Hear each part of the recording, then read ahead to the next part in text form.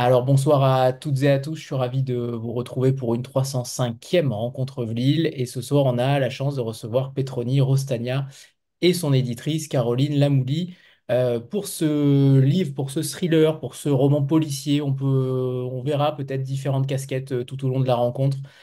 Pour ce roman Comment te croire aux éditions HarperCollins dans la collection Noire évidemment.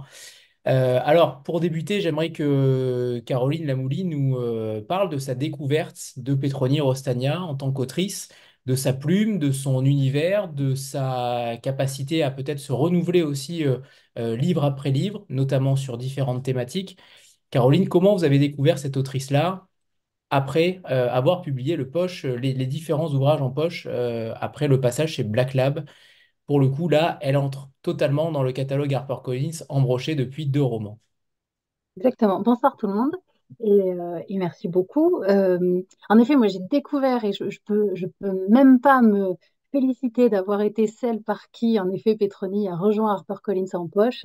C'est Héloïse, son éditrice de poche à l'époque, qui a repéré, en effet, Petroni dans le catalogue Black Lab avec Un jour tu paieras. Et donc tout de suite, elle nous a dit, j'ai une autrice fantastique, elle a fait l'acquisition des droits poche et c'est comme ça qu'on a rencontré Petroni chez Harper. Et moi, c'est comme ça que j'ai découvert Petroni parce que je l'ai lu en poche. Et dès que je l'ai lu en poche, je me suis dit, c'est une autrice fantastique.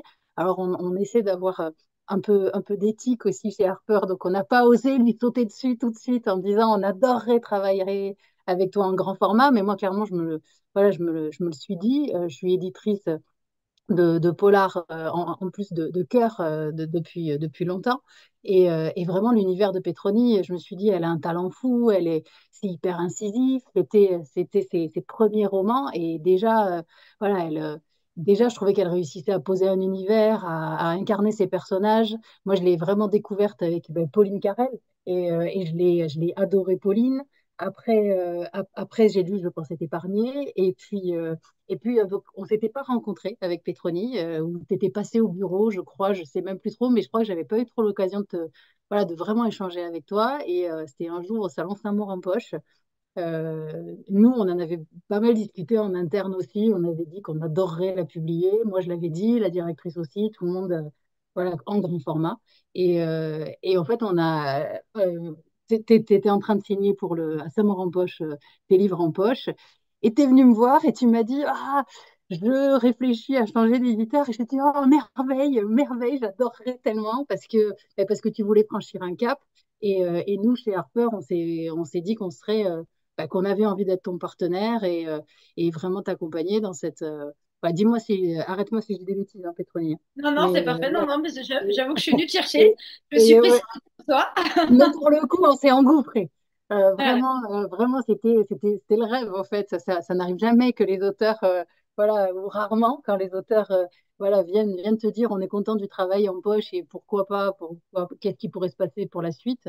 Donc voilà. Donc moi je l'ai décidé, mais alors vraiment ça a été une décision de toute la maison voilà, de vouloir t'accompagner après pour le grand format et vraiment ce que j'ai apprécié, ce que j'ai adoré, c'est justement c'est qu'à chaque fois, chaque nouveau roman, évidemment, il y a les personnages, hein, et c'est ta force, tu les incarnes de manière assez dingue et on a l'impression qu'on pourrait vivre avec eux. D'ailleurs, c'est un peu rude, hein, après le travail éditorial, de les laisser partir. Et bon, je pense que pour toi aussi, mais ouais, ce que j'ai aimé vraiment quand tu ouvriras les yeux, c'était aussi ce nouvel univers. Et je sais que tu vas, voilà, on va en parler aussi, mais t'arrivais avec un sujet de société hyper fort et tu t'en emparais vraiment, voilà, la prostitution des ados, et tu t'en emparais avec une histoire qui arrivait à nous émouvoir, mais qui n'était pas complaisante non plus, et j'ai trouvé ça fou. Et puis voilà, comment te croire, où tu m'as parlé de la réincarnation, j'ai eu peur. Euh, mais en tout cas, et voilà, avec une découverte absolument dingue d'un univers aussi, où je trouve que tu as encore vraiment voilà, réussi à aller plus loin dans l'analyse psychologique de tes personnages. Voilà, et là, je vais pas en dire trop. Alors Merci. justement, Petroni, est-ce que tu peux nous en dire aussi davantage sur cette relation éditoriale et peut-être aussi sur ce débat? Alors on va rentrer dans le vif du sujet tout à l'heure, mais sur ce débat sur la réincarnation, qui est un sujet finalement peu abordé dans ce domaine-là, en tout cas de manière aussi sérieuse. Est-ce qu'il y avait des craintes? Est-ce qu'il y avait des matériaux de recherche notamment? Comment vous avez débattu sur ce sujet-là, puisque j'ai cru comprendre qu'il y avait eu une sorte de panne d'écriture à l'été 2023. Et Ouais. donc, co- peut-être nous parler de ce sujet-là, de ce sujet de réincarnation, avant de rentrer dans le vif du sujet, mais je pense que c'est important de débuter par cela. Alors, pour déjà démarrer le début de la première question, par rapport à ma relation avec Harper, donc en effet, bon, moi j'ai un parcours d'écrivain un peu particulier. Parce qu'au début, j'étais auto-éditée et donc j'ai vraiment franchi plusieurs étapes avant d'arriver vraiment à ce que je désirais, ce que j'ai aujourd'hui avec Harper. Et donc, mon parcours d'écrivain m'a amené justement à faire à peu près 3 romans avec Black Lab. Mais voilà, c'était 3 romans qui étaient très importants pour moi. J'ai beaucoup appris, mon écriture a beaucoup évolué à ce moment-là, d'où ma relation après avec Harper Poche. Mais c'est vrai qu'après 3 romans avec Black Lab, j'avais envie. Je ressentais l'envie d'avoir une maison plus dynamique derrière moi, plus jeune, avec une équipe qui avait vraiment envie voilà, que je progresse, qui était prête à me faire travailler. Et bah, c'est vrai que j'aimais beaucoup ma relation avec Héloïse du Poche à l'époque. Et j'avais eu l'occasion justement de rencontrer pas mal de jeunes femmes de l'équipe Harper. Et j'aimais beaucoup justement même la dynamique qui se dégageait entre ces jeunes femmes, cette envie, ce côté très jeune, il fallait tout prouver. Et moi, j'aime beaucoup ça. Je trouve que ça me ressemblait beaucoup en termes de caractère. Et donc, dans ma tête, je me suis dit, bah, je vais peut-être aller séduire le brochet, parce que j'étais libre de droit à ce moment-là. J'avais un roman, justement, en cours d'écriture, Comment te croire. Non, pas Comment te croire, mais Quand tu ouvriras les yeux. Et j'ai eu la chance, en fait, de rencontrer Caroline Lamouli à Saint-Maur-en-Poche. Donc là, elle a plutôt été modeste, parce que je me suis littéralement jetée sur elle à Saint-Maur, où je suis allée me présenter. On a tout de suite eu quoi, je Mm. pense, un vrai flash d'amitié, Ouais. symbiose, quoi. C'était hyper naturel entre nous. Et très rapidement, sinon, on s'appelle et on fait quelque chose. Et donc, je crois, dans la semaine qui a suivi, Caroline a eu mon texte. Et je crois que dans les mois qui suivaient, je signais, on était parti pour la correction. Mm. Voilà, donc ça, c'était vraiment la première partie avec Caroline. Et puis, bah, c'est vrai que Caroline, je l'ai un peu secouée l'été dernier, quand je suis arrivée avec bah, justement ce thème fort de Comment te croire, qui abordait justement la réincarnation d'âme, sujet très très peu abordé dans le polar. Et j'ai voulu l'aborder en plus d'une manière un peu réaliste, assez documentée. Euh, Bah, comme voilà, Caroline, on est très transparente l'une vis-à-vis de l'autre, il y a une relation de confiance.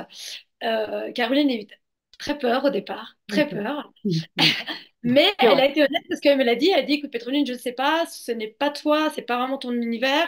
Nous, on est habitué à Pauline Carrel, à cette avocate carriériste. Là, tu prends un peu un chemin de traverse. Est-ce que ton lectorat sera présent? Et donc, j'ai défendu mon texte, hein, je vais expliquer pourquoi je voulais l'écrire. Et puis, c'est vrai qu'il y a eu après un vrai travail d'échange. Et c'est là que je trouve que c'est très, très important d'avoir une éditrice avec qui on a confiance. Parce que Caroline m'a poussé dans mes retranchements. On a quand même pas mal écrit le texte, justement peut-être pour aller encore plus loin dans la psychologie des personnages, pour que tous les lecteurs se reconnaissent dans les différents, voilà, dans l'histoire en règle générale. Et c'est vrai que le texte aujourd'hui est beaucoup plus fort que le texte que j'ai proposé initialement à Caroline. Et j'en suis très heureuse parce que je sais maintenant pourquoi, quoi, je sais depuis toujours, mais là je le sais d'autant plus, pourquoi en effet le travail éditorial est très important pour une auteure.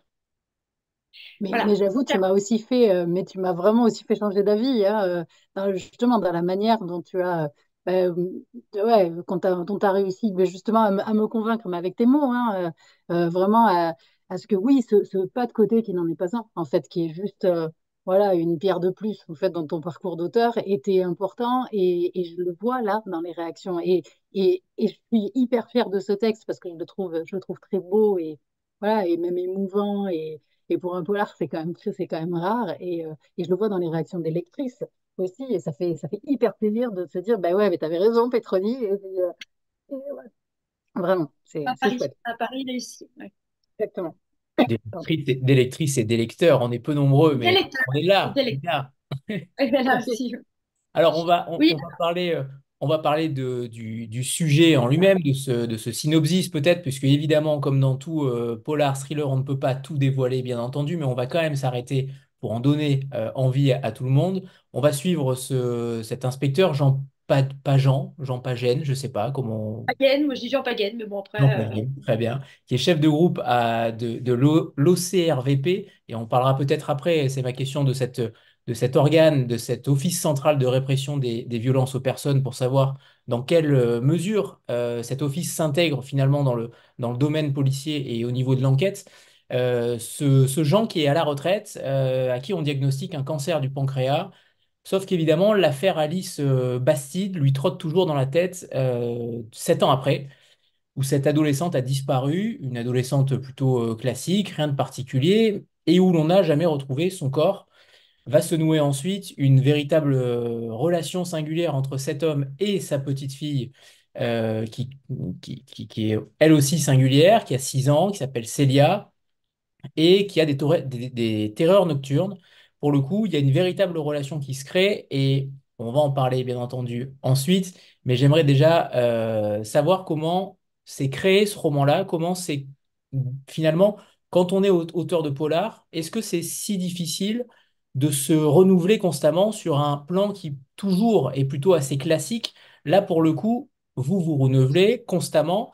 Et là, vous trouvez une intrigue extrêmement bien ficelée, rondement menée. Il y a évidemment beaucoup de choses aussi dans les dialogues.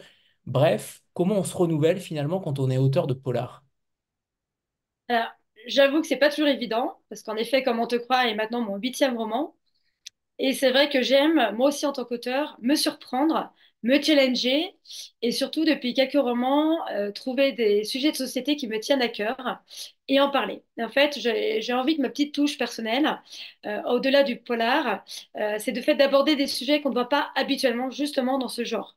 Donc en effet, bah, dernièrement, donc quand on ouvrait les yeux, j'avais abordé la prostitution des mineurs choisie. Voilà, donc le cas du michetonnage. Et c'était un thème très fort qui avait beaucoup marqué les lecteurs.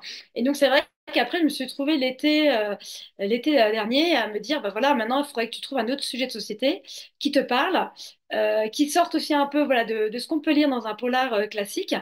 Et ça a été long. Ça a été long, ça a été énormément de recherches. C'est-à-dire, je me suis un peu laissée porter sur Internet. Pour être tout à fait honnête, je me suis baladée, j'ai tapé plein de faits divers. Et en fait, je suis tombée sur une histoire qui avait rien à voir avec le côté policier et criminel. C'est l'histoire d'un petit garçon américain, voilà, qui a écrit d'ailleurs un livre par la suite qui a été un best-seller aux États-Unis. Et son histoire, en fait, était assez simple et en même temps assez forte. En fait, c'était un petit garçon qui faisait énormément de cauchemars. Il faisait toujours le même rêve récurrent. Il rêvait, en fait, qu'il était pilote de chasse et il se voyait se scratcher et donc mourir dans son avion. Et donc, très régulièrement, il se réveillait et racontait son rêve à ses parents, bon, qui étaient un peu étonnés, mais bon, qui ne savaient pas trop quoi faire de ça. Et en fait, ce qui les intriguait par la suite, c'est que ce petit garçon qui avait à peine 4 ans, donc qui n'était pas censé savoir lire, avait en fait une connaissance très approfondie de tout ce qui était aviation pendant la Seconde Guerre mondiale. En sachant que son papa n'était pas du tout un passionné de ce domaine-là. Donc ce petit garçon n'était pas censé avoir cette culture familiale autour de lui. Et au fur et à mesure que les cauchemars ont évolué, que lui-même, sa parole s'est libérée, il a pu commencer à mettre un nom et un prénom en disant, ben voilà, je pense être tel aviateur américain et je suis mort à côté du Japon lors d'une bataille de la Seconde Guerre mondiale. Les parents, vous imaginez, complètement perdus, ont fait des recherches et ont découvert qu'en fait, ce fameux aviateur avait réellement existé, était vraiment mort là où le petit garçon avait dit. Et voilà, et en fait, c'est parti de ça.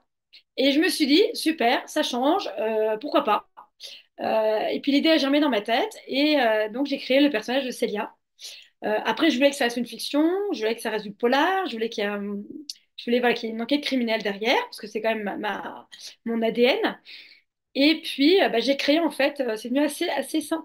Enfin, assez simplement, en fait. Le personnage de Jean Bagan est venu bah, par rapport à ma vie aussi personnelle, parce que je venais de perdre ma maman justement aussi d'un cancer. Donc, je pense que j'avais aussi une part personnelle à écrire dans ce livre. C'est peut-être pour ça qu'il y a pas mal d'émotions parce que voilà, j'étais très sincère dans mes émotions. J'ai pas mal de lecteurs qui m'ont dit qu'ils ont dû sortir le mouchoir en lisant ce polar, ce qui est assez rare, mais ce qui m'a beaucoup touchée.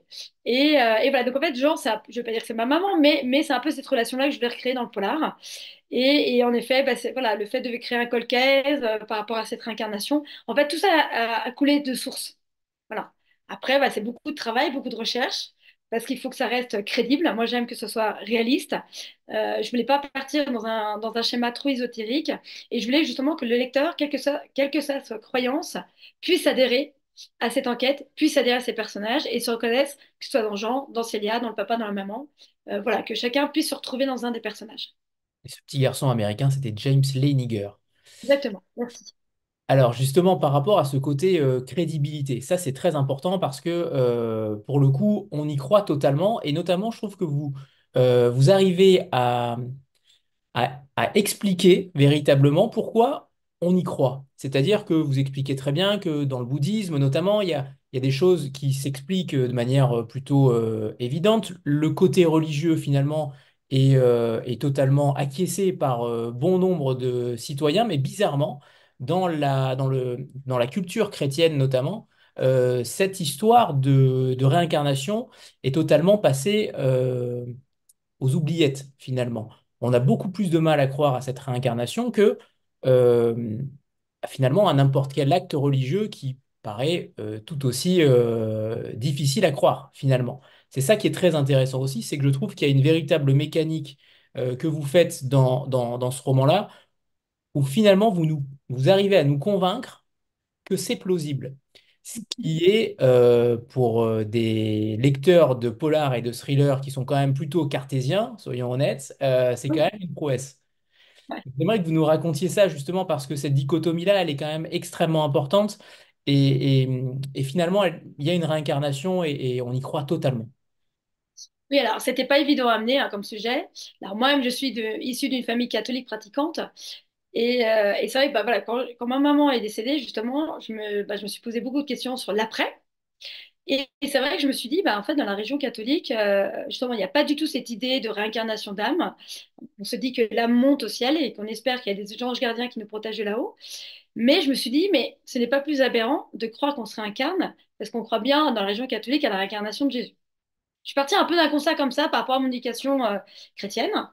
Et puis en fait, j'ai fait énormément de recherches, énormément de recherches. Et en fait, c'est vrai que quand vous tapez témoignages enfants réincarnés, vous ne pouvez pas imaginer le nombre de témoignages dans le monde entier. Alors après, on n'adhère pas, mais c'est quand même très troublant. Et en fait, je pense que comme j'ai fait énormément de recherches, que je me suis renseignée sur beaucoup de religions qui y croyaient, je pense que voilà, j'ai amené progressivement dans mon roman, à travers mes personnages qui justement n'y croient pas, ces théories pour que les lecteurs comprennent ma démarche. Alors après, pareil, je précise que ça reste un polar, c'est pas un essai philosophique, hein, loin de là. C'est seulement des petits bouts comme ça de dialogue qui permettent justement au lecteur, au fur et à mesure de l'intrigue policière, de semer une petite graine dans sa tête et se dire, en effet, peut-être que c'est plausible et on a envie de croire cette petite fille. Voilà. Mais c'est vraiment par étapes. Et justement, comme je pense que je n'impose pas l'idée aux gens. Donc c'est vrai qu'il y a des personnages qui ne croient pas du tout jusqu'à la fin du livre, et ce que je peux tout à fait concevoir. Je pense qu'en effet, comme je n'impose pas du tout cette idée et que tout ne repose pas non plus, que l'enquête policière ne repose pas uniquement sur ce thème-là, mais qu'il y a aussi des faits très rationnels à côté pour résoudre l'enquête, je pense que voilà, ça reste quand même un vrai policier et quelque chose de très crédible. Et je pense que c'est pour ça qu'au final, que l'histoire a marché, parce que justement, on n'impose pas au lecteur ce côté trop ésotérique à longueur de page. Voilà, ça reste en fait en petit flux tendu, progressivement par petites touches, mais vraiment de façon très légère. Et ça, j'avoue que c'est Caroline qui m'a beaucoup aidée dans la construction justement du récit pour justement amener le lecteur à adhérer ou pas, mais en tout cas à se positionner, en tout cas prendre, voilà, à réfléchir en tout cas sur le sujet, mais de manière très douce. Voilà. Donc je pense que c'est ça qui fait que ça marche, justement. On n'impose rien à personne. Et en effet, vous n'imposez rien non plus, vous ne faites rien imposer au personnage. Et c'est ça qui est aussi intéressant. Et c'est pas forcément uniquement le religieux d'ailleurs, puisque vous citez aussi un peuple autochtone du Canada, les Jitsak, qui eux aussi ont ces croyances-là. Ça va au-delà de la religion finalement. C'est des us et coutumes qui peuvent totalement s'entendre. C'est ça. C'est l'idée. Et c'est vrai que moi, j'ai trouvé ça très sympa, justement, de dire, bah voilà, via quelque chose un petit peu original, eh ben, on peut quand même créer un polar. Et moi, ce que j'aime bien, justement, dans ce polar, c'est que je ne trouve que, voilà, c'est le genre de lecture qu'on n'a pas spécialement toujours en librairie. Ça permet de se démarquer. Donc après, on aime, on n'aime pas. Mais c'est vrai que comme on est quand même très nombreux dans le milieu du polar et que moi, j'aime me challenger et que j'aime, voilà, aussi, quand je ferme un livre, me poser plein de questions, je cherche de plus en plus dans mes romans que le lecteur, quand il ferme le livre, se dise, OK, tiens, je vais mener aussi ma petite enquête. Voilà, parce que ça le pousse à réfléchir sur plein de sujets différents. Et voilà, si le pari est là, le pari réussi, je suis très contente. Alors, j'aimerais qu'on parle justement de cet office central parce que je me suis évadé là tout à l'heure, mais la question reste là, l'office central de la répression des violences aux personnes. Pour ceux qui ne connaissent pas cet office central, j'aimerais qu'on en parle peut-être de savoir comment on entend souvent d'autres organismes, que ce soit la BRI et tant d'autres, comment dire, officines, on va appeler ça comme ça. Peut-être pas officine, non, c'est peut-être un peu dur. Mais mais on voit d'autres entités finalement. Celle-ci, on la voit beaucoup moins. J'aimerais que vous nous parliez de cet organisme-là et de ses liens notamment avec les autres services de police et d'enquête. Oui, ben justement, c'est vrai que moi aussi j'avais tendance à créer beaucoup de personnages qui tournaient plutôt autour de la brigade criminelle, hein, ce qu'on appelle la crime, ce qui est en effet une fonction assez facile quand on écrit du polar. Mais justement, j'ai voulu un peu casser ces codes. Et en fait, le RCVP a été créé il y a très peu de temps, il y a 2 3 ans en France, à la préfecture de Nanterre, parce qu'en fait, ils ont réalisé qu'il y avait énormément de cas, donc les cold cases, hein, voilà, de cas de disparition inquiétante, et qui après 20 ans, 30 ans, 35 ans, n'aboutissait pas. Et en fait, il y avait beaucoup de familles qui étaient dans la tristesse, qui avaient l'impression qu'en fait les dossiers étaient classés. Et donc, bah, quand vous dites que votre dossier est classé, en fait, vous avez l'impression qu'en fait, votre enfant n'a jamais disparu. On ne reconnaît pas le fait que votre enfant a disparu. Et donc, la justice française a voulu y remédier et donc a créé en effet ce fameux pôle. Voilà, donc ils ne sont pas encore très nombreux. Ça débute. Il y a en fait, ils se trouvent aussi submergés par le nombre d'affaires non classées, justement, qui désirent d'être élucidées. Donc, ils sont débordés de dossiers. Donc là, aujourd'hui, il y a vraiment une première étape, en fait, de sélection de dossiers. Voilà, ils font des recoupements. Et en fait, ce qui est intéressant avec le RCVP, c'est que c'est des inspecteurs aguerris qui ont énormément d'expérience, qui n'ont pas peur de la recherche parce que c'est très laborieux et surtout qui vont apporter un regard neuf complètement sur les dossiers d'enquête. Donc ils vont tout récupérer, ils vont relire l'enquête avec un regard neuf et surtout ils vont faire énormément de recoupements parce que justement vous prenez Fourniret, étudier justement un peu la méthode de ce serial killer et voir par rapport à son parcours géographique, son parcours de vie, s'il n'a pas croisé d'autres victimes de cold case et voir si on ne peut pas relier les affaires. Donc c'est un travail extrêmement long voilà, mais qui apporte beaucoup de pierre et qui arrive à résoudre des enquêtes. Voilà, qui vraiment y arrive. Ça, c'est vraiment un porteur d'espoir hein, pour les familles.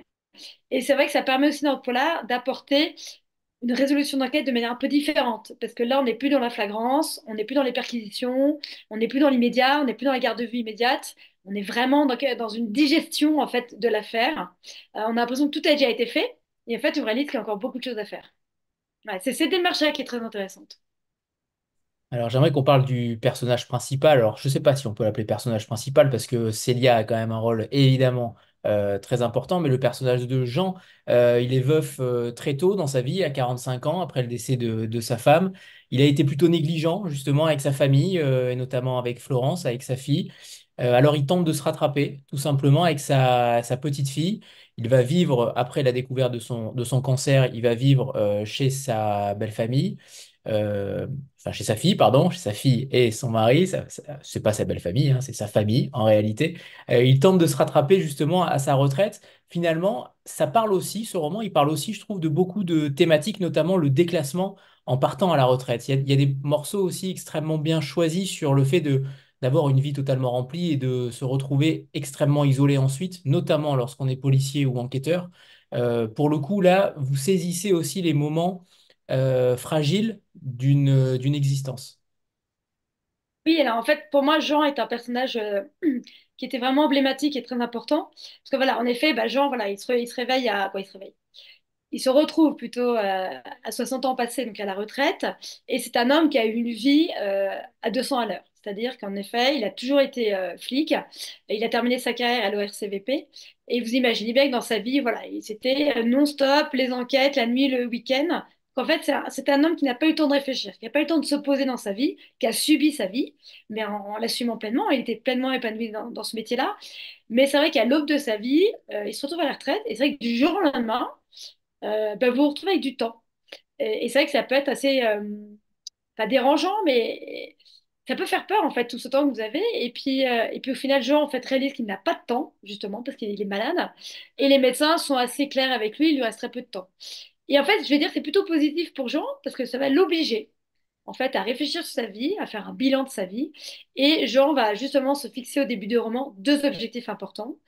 Euh, D'un point de vue personnel, donc il va dire, bah voilà, j'ai mis de côté ma famille, donc maintenant il me reste peu de temps, mais ce temps-là, je vais le consacrer pour retrouver ma fille, pour qu'elle me pardonne, parce qu'en effet, j'étais un père absent, pour me rapprocher de mes petits-enfants, Malo et Célia, donc partir serein par rapport à ma vie de famille, mais aussi, parce qu'il a quand même son côté flic hein, qui correspond à plus de 40 ans de sa vie, avec ce fameux dernier dossier qui lui reste sous les bras, la fameuse disparition d'Alice Bastide, qui lui bouffe le ventre depuis des années.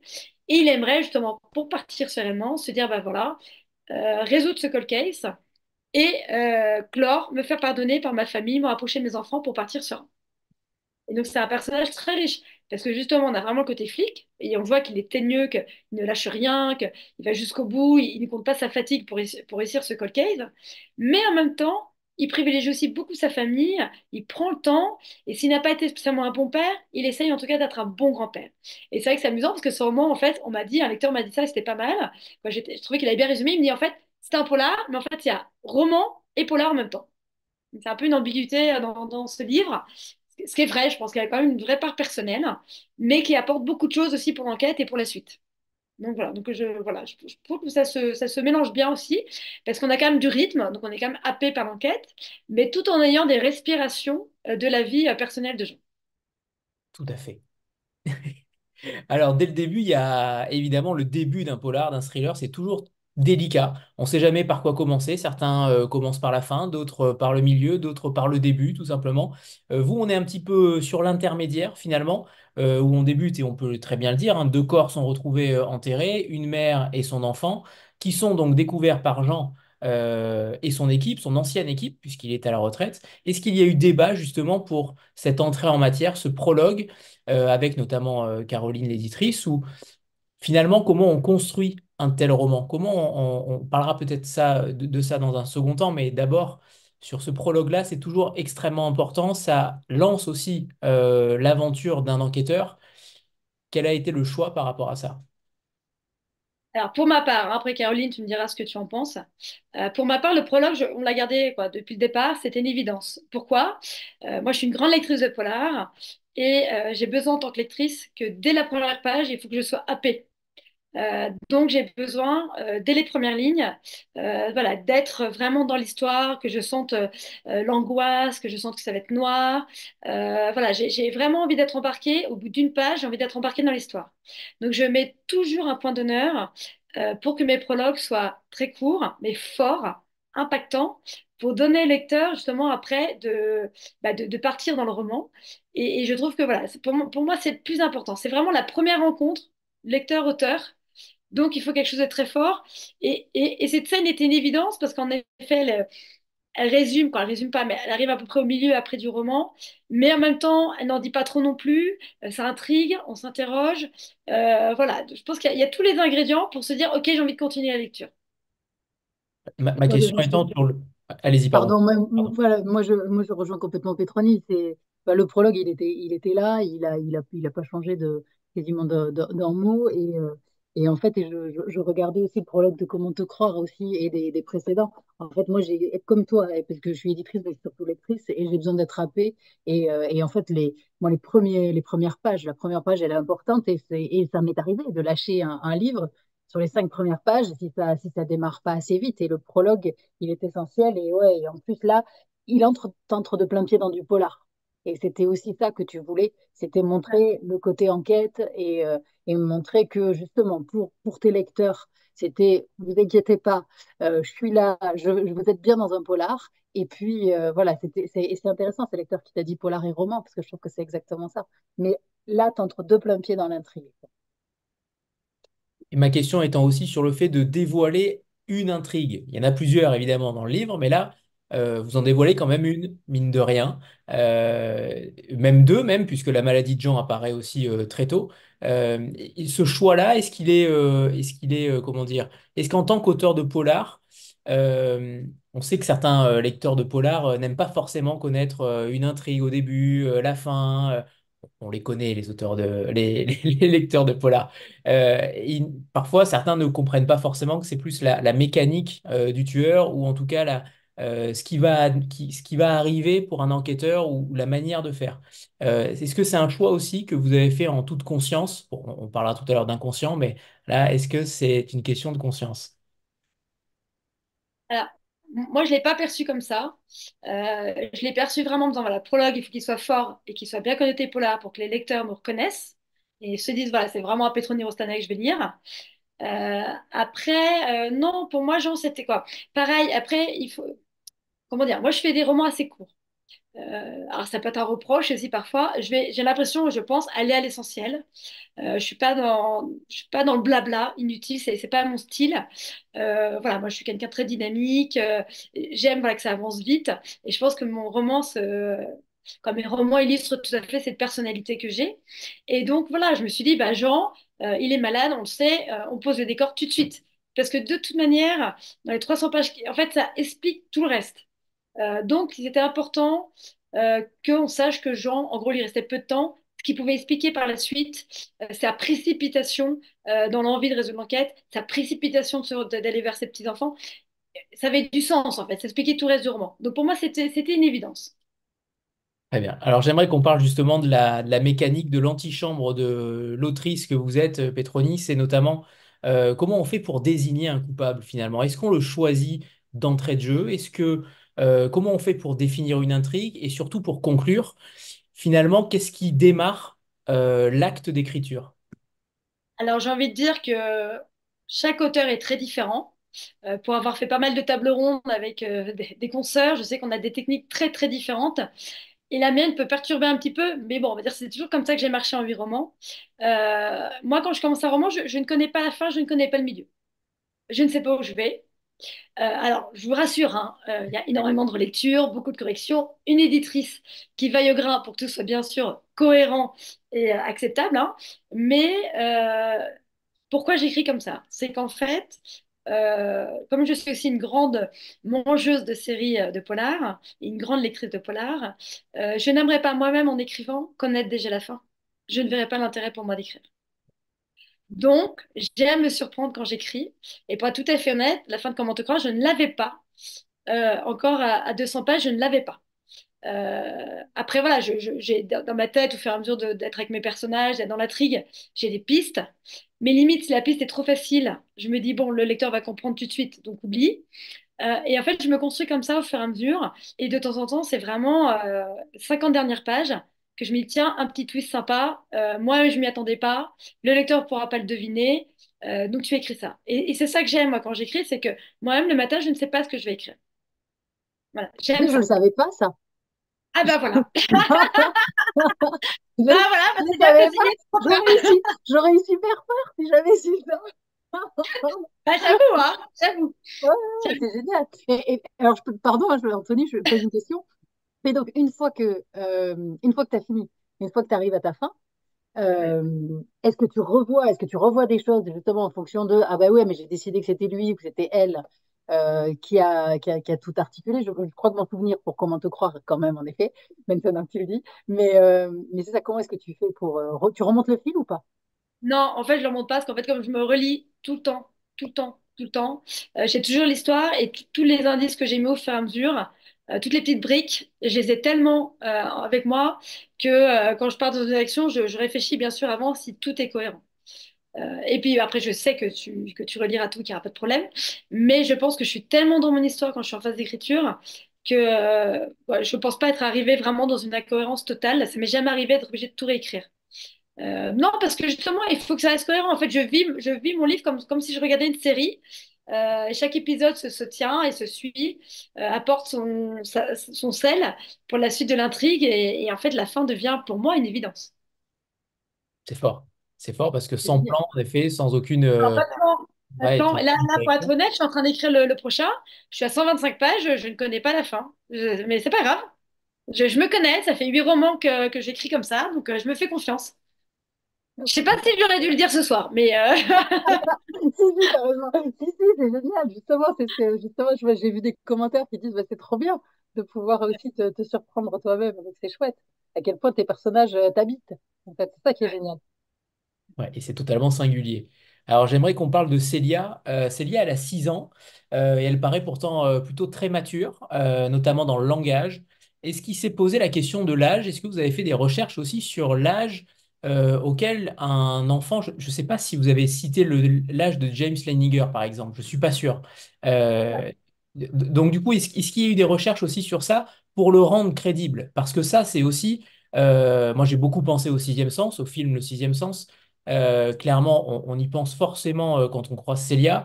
Euh, est-ce qu'il s'est posé cette question-là de la maturité d'un enfant de 6 ans, notamment par rapport à ses descriptions lorsqu'elle fait des terreurs nocturnes, et notamment par rapport à son acuité sur ce qu'elle voit?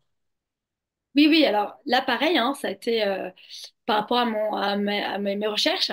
Alors, il faut savoir que le fameux James, en fait, a commencé à parler à 4 ans. Et dès 6 ans, il était déjà capable, en effet, de citer la personne à laquelle il pensait être incarné. Après, pourquoi cet âge assez jeune? En fait, quand vous faites beaucoup de recherches sur l'incarnation, ils expliquent souvent qu'en fait, l'enfant a beaucoup de souvenirs entre 2 et 8 ans, et au fur et à mesure qu'il grandit, tous ses souvenirs de sa vie antérieure s'effacent. Et en fait, à 12 ans, ils oublient tout. Ce qui leur permet, alors d'après les croyances, c'est pour permettre à l'âme, en fait, on va dire entre 0 et 12 ans, de comment dire, en fait, souvent la réincarnation est liée à une mort violente. Donc voilà, donc c'est une âme qui a vécu une mort violente qui se réincarne dans un autre enfant, d'après mes recherches. Et en fait, ça permet à l'enfant de faire le deuil de cette mort violente, mais surtout après, à partir de 12 ans, de faire sa propre vie et d'avancer et de recommencer à zéro. Donc en fait, souvent, et même le fameux James, il explique qu'à partir d'un certain moment, il a tout oublié. Donc grâce à ses écrits, il a pu retenir ce qu'il a écrit un livre avec ses parents, mais de lui-même aujourd'hui, il est incapable. Il se souvient plus, il n'en rêve plus du tout.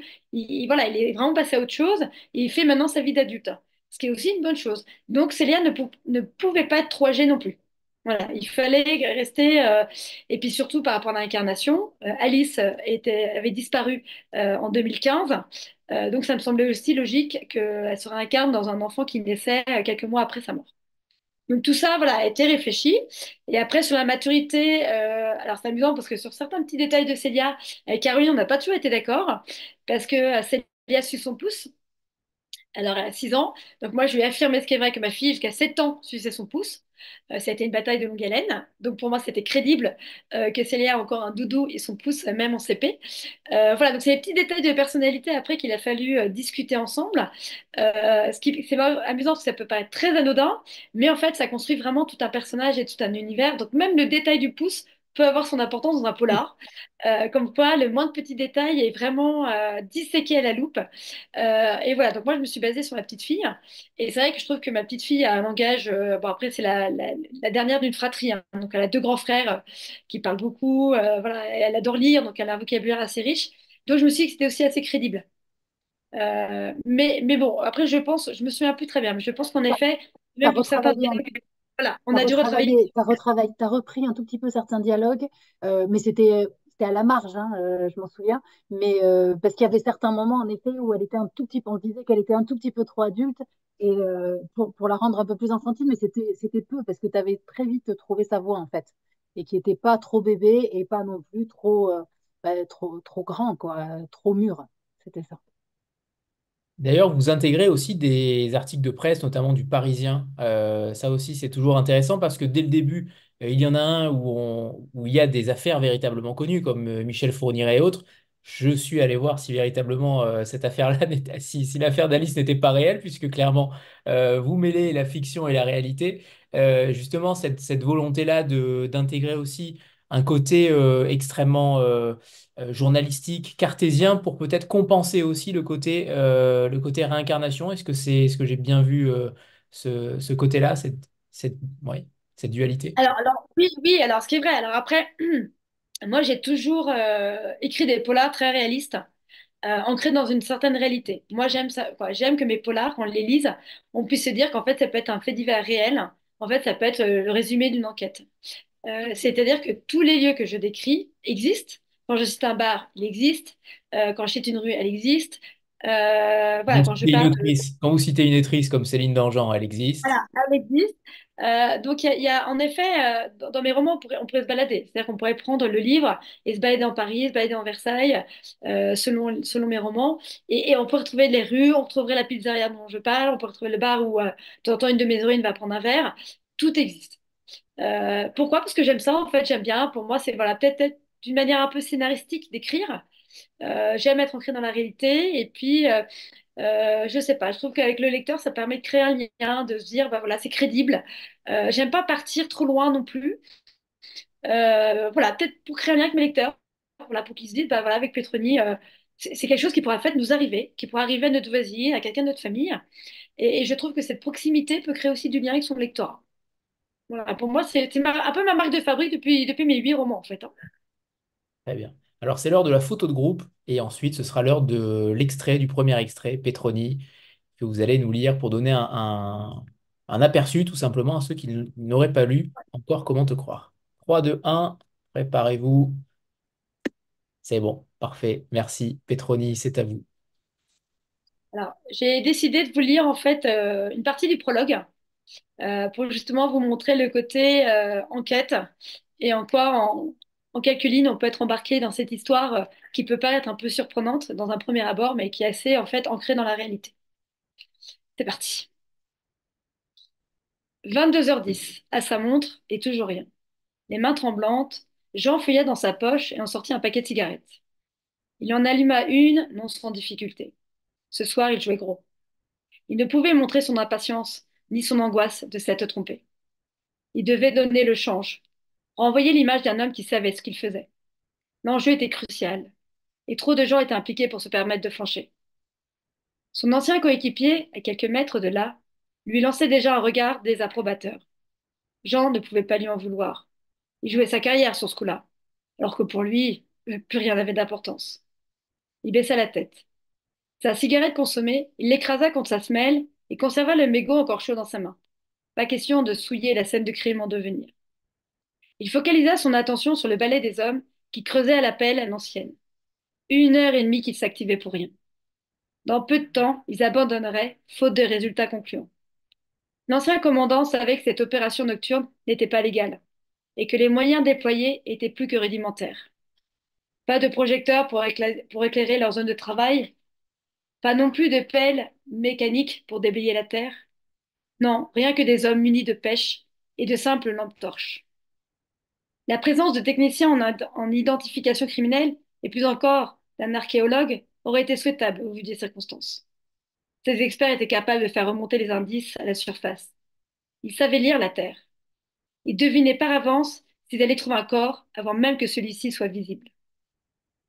Mais tout cela viendra en temps utile. Mais après quoi? Jean calcula à vue donner la profondeur du trou creusé par son équipe, 1,50 m environ. Ce détail donnait une première indication sur le pédigré de leur assassin. Rien n'avait été fait dans la précipitation. Il avait pris son temps pour cacher le cadavre. Le vieux flic scanna son environnement immédiat. La végétation qui les entourait était dense, et le chemin qu'il avait arpenté pour aboutir à ces clairières, peu fréquenté par les promeneurs du dimanche. La route principale se trouvait à une centaine de mètres de là. Le tueur devait connaître les lieux et se savoir à l'abri de regards indiscrets. L'esprit de chasseur de gens avait repris le dessus sur ses doutes. Il allait résoudre ce cold case. Son regard rencontra celui de son ancien second, dont les traits tirés lui apprirent qu'il ne partageait pas son enthousiasme. Le commandant Yves Touvenot ne devait voir que la fatigue de ses hommes et un trou désespérément vide. Sa voix rauque transperça la nuit. Encore 15 minutes, les gars, hein, et après on se tire. Jean ne réagit pas. Il ne pouvait leur demander plus. S'il avait pu, il aurait prêté main forte dans cette entreprise, mais son état de santé le lui interdisait. 22h30, le temps défilait. Un premier policier épuisé par tant d'efforts abandonna la partie. Il jeta sa pelle, puis s'extirpa de la fosse. Ruisselant de sueur, il cracha dans ses paumes et les frotta contre ses cuisses. Les ampoules avaient eu raison de sa volonté. Jean ralluma sa torche, puis s'approcha de la cavité. De la terre, mais rien que de la terre. Le policier à la retraite prononça une prière silencieuse. 7 ans que cette affaire le rongeait. Cela ne pouvait se terminer ainsi. Oh putain! Le cœur de Jean bondit dans sa poitrine. Le flic qui venait de s'exclamer fit un pas de côté et laissa ses collègues apprécier sa découverte. Un morceau de tissu poussiéreux dépassait de quelques centimètres. Tout le monde s'était figé, conscient de vivre un moment clé. Le chef de groupe fut le premier à briser le silence. Ok, on touche plus rien. On gèle les lieux, je préviens le juge. Jean s'y opposa fermement. Yves, il faut d'abord en avoir le cœur net. Le plus dur est fait. Il faut finir le job ce soir. On peut pas se permettre d'arrêter si proche du but. Tu sais comme moi ce qui risque de se passer si tu appelles maintenant. Nous aurons consacré 7 ans de nos vies à ce foutu dossier pour des miettes. Tu veux pas savoir? Un duel silencieux se joua entre les deux hommes. Ils n'avaient pas besoin de se parler pour se comprendre. 10 ans de bons et loyaux services au sein de l'ORCVP les avaient soudés pour le meilleur, mais aussi pour le pire. Tu fais chier, hein. Bon, allez, les gars, vous oubliez les pelles, vous vous équipez et on finit à la main par équipe de deux. Je passe un petit peu pour finir. Concentrés sur leur tâche, ils gardaient le silence, attendant le verdict qui n'allait pas tarder à tomber.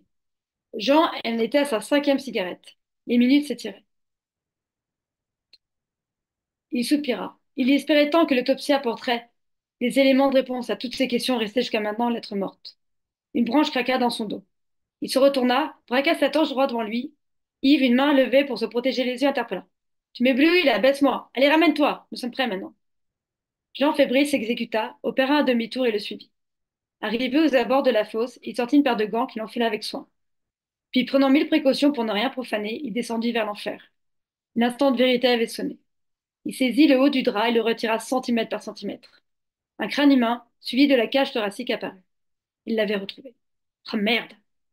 Jean, le teint livide, suspendit son geste. Il braqua sa lampe au niveau du bassin et invita Yves d'un geste de la main à s'approcher davantage. L'assassin n'avait pas fait qu'une victime. Un petit squelette, tourné vers le bas, reposait entre les restes de sa mère. Merci, Petroni.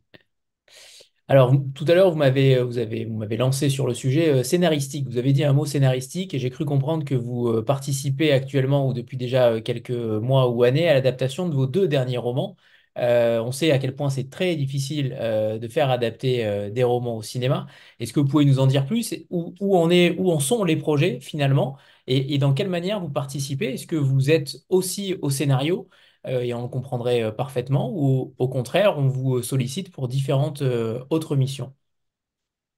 J'ai un peu les deux. Alors en fait, moi j'ai toujours rêvé de travailler pour la télé, hein. C'est vraiment quelque chose qui me passionnait aussi. Après, c'est pas évident, hein. C'est un milieu très fermé. On n'ouvre pas toutes les portes comme ça. J'ai envie de dire que c'est le prix Cognac avec J'aurais aimé te tuer qui est en poche chez HarperCollins, qui m'a permis déjà d'être lu par des producteurs. Donc, c'est la première étape. Et en fait, j'ai été contactée. J'aurais aimé te tuer a été à peu près sollicité par 5 producteurs différents. Et en fait, j'entendais dans le milieu hein, littéraire que souvent, en fait, les producteurs prenaient votre livre, ce qu'on appelle mettre une option, et après, l'auteur était souvent mis un peu de côté. Ce qui arrange aussi très bien l'auteur, parce que c'est un autre métier et qu'il n'avait pas spécialement envie de s'en préoccuper. Moi, non, moi, je voulais pas, je voulais garder un peu la main. Donc, j'ai demandé à rencontrer ces producteurs. Il y a eu des liens qui se sont créés. Et sans m'imposer, je leur ai dit que personnellement, j'aurais été intéressée pour participer à l'écriture du scénario, en sachant très bien que je n'avais aucune expérience de ça, mais que je me sentais capable, j'étais prête à apprendre. Et en fait, souvent, ce que m'a dit le producteur qui a signé pour J'aurais aimé te tuer, m'a dit, mais J'aurais aimé te tuer, c'est un scénar. Il m'a dit, moi, je l'ai lu, j'avais l'impression de lire un bon scénar, parce que justement, c'est très réaliste, vous décrivez les lieux qui existent, on est plongé dans l'action, il n'y a pas de blabla inutile, on vit chapitre par chapitre comme des mini-épisodes. Donc il m'a dit, mais c'est une évidence, vous êtes fait pour ça, donc moi, je vous prendrai en tant que co-scénariste. Donc je suis partie avec eux pour ce projet. Et puis quand ouvrait les yeux aussi, à trouver un autre producteur aussi pour la télé, en mini-série de ces épisodes. Et on a eu la même relation de confiance. Et lui m'a demandé toute seule d'abord d'écrire. Donc j'ai eu un peu peur parce que je me sentais pas capable.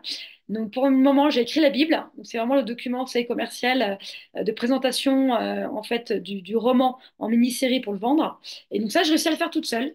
Donc voilà, donc là on est en instance d'attente pour le vendre à des chaînes ou à des plateformes. Mais c'est un métier que je découvre et qui me passionne et qui est très intéressant parce que ça nous demande de déconstruire complètement son roman, de reconstruire tous ses personnages. On demande aussi de temps en temps de changer la fin. Mais moi, j'adore, ça m'intéresse justement d'avoir un regard différent de lecteur aussi et qui me pousse dans mes retranchements et qui me demande d'aller au-delà de ce que j'ai pu écrire dans 300 pages. Donc pour moi, c'est une aventure passionnante. Super. Et on souhaite que Comment te croire ait le même destin aussi. en cours. Sandra, c'est à toi. Oui, bonsoir tout le monde. Bonsoir Pétronie, bonsoir Caroline. J'avais plus une question pour Caroline, si vous me permettez, Pétronie, mais qui vous concerne évidemment. Moi, j'ai été assez intéressée, assez fascinée de la relation a priori qui existe entre vous, de la relation de travail sur votre texte. Et on entend bien, Pétronie, que vous attendez beaucoup de Caroline, de votre éditrice, sur votre texte. Et on entend aussi beaucoup votre énergie, Pétronie. Et je voulais savoir, je voulais demander à Caroline si en tant qu'éditrice et sur le travail sur le texte, si vous êtes amenée à peut-être, je sais pas, parfois tempérer cette énergie. Peut-être que dans le texte, ça se retrouve aussi, a priori, en tout cas sur voilà, les premiers jets du texte. Voilà ma question. Ça, c'est rigolo. Non, pas tempéré. J'avoue, parce que moi, ce que je trouve génial justement chez Petroni, c'est aussi le rythme, vraiment. Donc au contraire, parfois peut-être à la rigueur, c'est peut-être, c'est ce que tu disais tout à l'heure, je crois, Petroni, c'était peut-être creuser un peu plus parfois certains détails, certains traits de caractère d'un personnage, ou peut-être, voilà, tu as pu passer un peu vite. Mais c'est rare quand même, parce que moi, ouais, vraiment, j'aime. Alors, autant je peux aimer les lenteurs d'Énigme Mankel, autant le rythme hyper nerveux de Petroni, je trouve ça génial. Je trouve que ça se prête bien en plus au caractère de ces personnages. Donc, pas du tout de, pas du tout de modération à ce niveau-là, j'avoue. Mais peut-être, oui, de temps en temps, c'est vraiment à la marge hein, aussi, mais aller un peu plus loin, ouais, voilà, dans la psychologie. Je crois que je me souviens un peu plus pour Romane. Tu l'avais, ouais, t'avais creusé un peu plus, et c'est vrai qu'elle avait encore pris encore plus d'ampleur dans Comment te croire. Et non, pas dans Quand tu ouvriras les yeux, pardon. Mais non, pas de. Voilà. Bon courage à celui qui arrivera. Ouais, je pense, c'est vrai. Sur la narration, il y a quelque chose qui me frappe. Alors, je ne sais pas si c'est le cas aussi dans vos anciens romans. Il n'y a jamais de première personne du singulier. Est-ce que c'est pour garder ces personnages finalement en quasi-omniscience? Est-ce que cette main invisible, peut-être, qui est là, qui fait parler ces personnages, mais sans les personnaliser, les personnifier finalement au jeu, est-ce que c'est quelque chose de totalement conscient ou pas finalement, ou au contraire, est-ce que là aussi vous vous laissez porter par ce qui vient, par la manière de l'écrire aussi? Comment vous construisez aussi le fil narratif de vos personnages? J'ai déjà essayé hein, le jeu, mais personnellement, j'y arrive pas. J'y arrive pas encore, peut-être que ça viendra. Pourquoi? Je me suis pas vraiment posé la question. Je pense surtout que j'ai souvent pas mal de personnages différents, avec voilà, des personnalités, des parcours de vie très différents. Euh, et je sais pas si j'arriverai à faire le jeu, mais je me suis pas posé vraiment la question, pour être tout à fait honnête. Hein. Mais c'est pas quelque chose qui m'attire, en tout cas aujourd'hui. Ça viendra peut-être par la suite, hein, en termes de challenge et d'envie après quelques romans. Mais c'est vrai qu'aujourd'hui, je ne ressens pas ce besoin, je ne ressens pas ce manque par rapport à mes textes. Mais bon, peut-être que Caroline, qui a un regard peut-être différent d'éditrice, pourra avoir une autre réponse. Mais c'est vrai que moi, aujourd'hui, en tant qu'auteur, j'ai pas encore ressenti ce besoin ni l'envie de mettre le jeu. Parce que c'est vrai que vous parliez tout à l'heure du sujet, notamment de la maladie qui vous concernait personnellement. C'était peut-être le roman le plus intime que vous avez écrit finalement. D'où ma question sur le fait que un des personnages, que ce soit Célia ou j'imagine Jean, aurait pu peut-être avoir cette forme-là. Oui, peut-être, mais il y a peut-être aussi une certaine pudeur de ma part, parce qu'il y a quand même beaucoup de choses personnelles justement dans ce roman. Euh, Justement, le dernier chapitre est très dur à écrire, hein, il a été dur. Je suis restée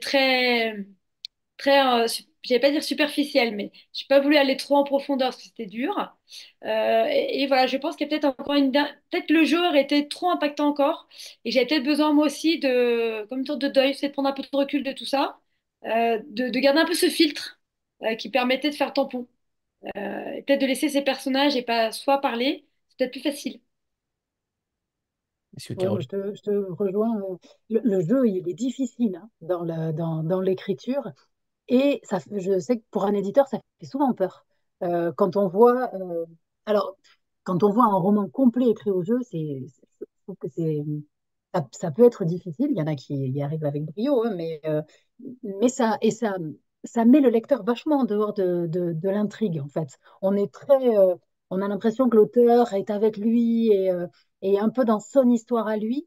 Et à la rigueur, ouais, j'y réfléchis. Pareil, tu vois, j'y avais pas pensé. Et j'ai re-regardé là, dans les précédents, moi, ça m'a jamais manqué dans tes romans. Je me dis qu'à la rigueur, tu vois, tu aurais presque pu avoir Célia au jeu, mais le problème, c'est ça, c'est cette distance permanente que ça enlève.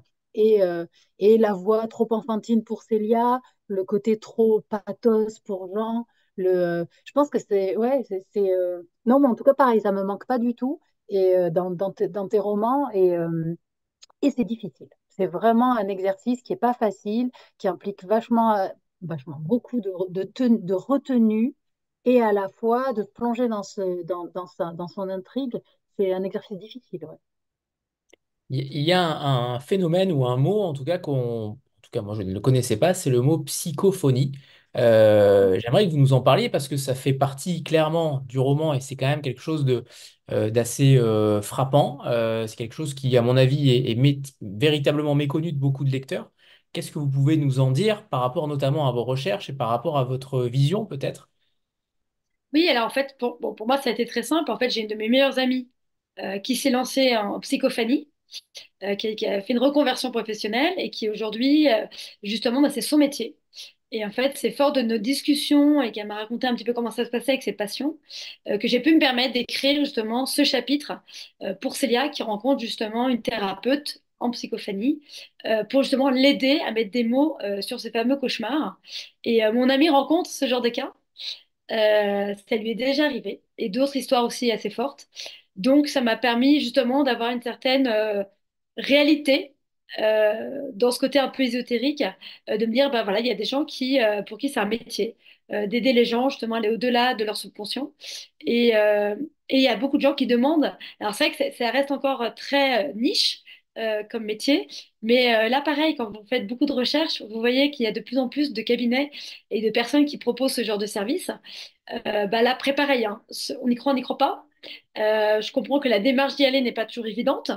D'ailleurs, dans le roman, c'est ce que j'exprime, hein. Je vois bien que les parents, c'est très très dur pour eux de faire appel à cette thérapeute. Parce que je pense qu'en effet, aujourd'hui encore, c'est une démarche qui sera peut-être difficile pour le commun des mortels de le faire. Je ne sais moi-même si je ne serais pas capable de le faire. Parce qu'en plus, j'ai une amie qui est un peu comme ça, qui a un peu des dons, on pourrait dire ce que c'est du médium, de voyance. C'est pas toujours facile de parler avec elle, parce qu'on a toujours l'impression qu'elle va nous cerner. Mais voilà, donc moi je me suis vraiment basée en fait sur son vécu à elle en cabinet pour me permettre d'écrire ce chapitre. Très bien. Alors, il y a une question de Kali dans le chat qui vous demande comment vous choisissez les titres finalement toutes les deux.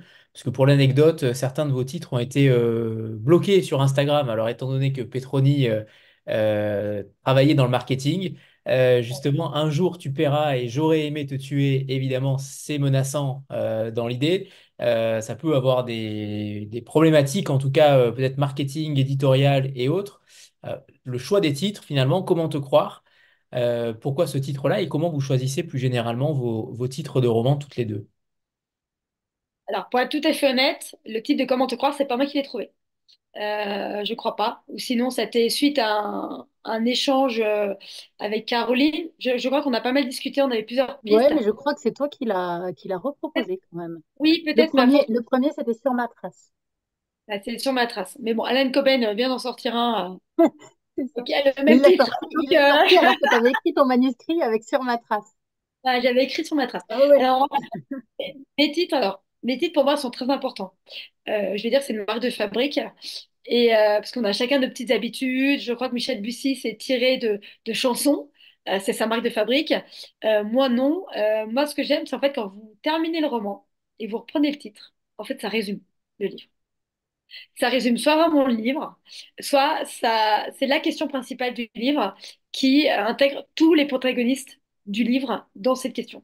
Donc, par exemple, quand tu ouvriras les yeux, c'est vraiment, quoi, pour moi, c'est assez bluffant. En effet, ça résume parfaitement le livre. Et comment te croire? Ben, c'est la question qu'on se pose, en fait, pendant tout le roman. Comment croire à ces cold cases, comment croire Célia, comment croire que Jean puisse autant être acharné sur une affaire, comment croire qu'on puisse résoudre une affaire après tant d'années, alors qu'il n'y a soi-disant pas d'indice.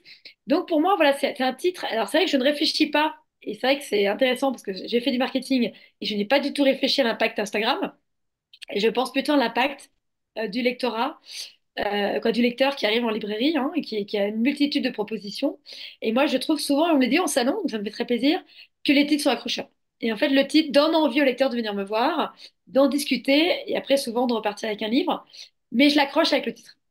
Parce que justement, c'est assez percutant, c'est assez court. Alors, c'est vrai qu'après, c'est pas toujours facile à retenir, parce qu'il y en a beaucoup qui se ressemblent plus ou moins. Mais je sais qu'au final, c'est vraiment une porte d'entrée pour aller vers le lecteur. Et Virginia demande s'ils sont donc choisis à la fin de l'écriture. Et il y avait une remarque de Nadège qui disait que parfois le message était adressé au tueur, finalement, pour le titre. Est-ce que c'est vrai ou pas? Est-ce que c'est une légende urbaine? Est-ce que c'est de Non, non, l'imp... pas du tout, elle a tout à fait raison. Les deux premiers romans avec Pauline Carrel, en fait, sont vraiment adressés à une seule personne. Et de temps en temps, tueur, ouais, en effet. Les titres sont choisis à la fin, ce qui n'était pas le cas de mes tout premiers romans. Mais bon, maintenant, il faut être logique, hein, comme je ne connais pas la fin, comment connaître le titre? Et donc, j'aime bien avoir l'intrigue justement globale. Donc, en fait, j'ai une idée de titre au départ sur mon idée de base, d'où la proposition pour le huitième moment de Sur ma trace, parce qu'il y avait l'idée justement de suivre un colcaise, de suivre tout ça. Mais c'est vrai qu'à la fin du roman, voilà, il fallait un titre beaucoup plus accrocheur, beaucoup plus fort. Donc, on le choisit vraiment, vraiment au dernier moment. Très bien.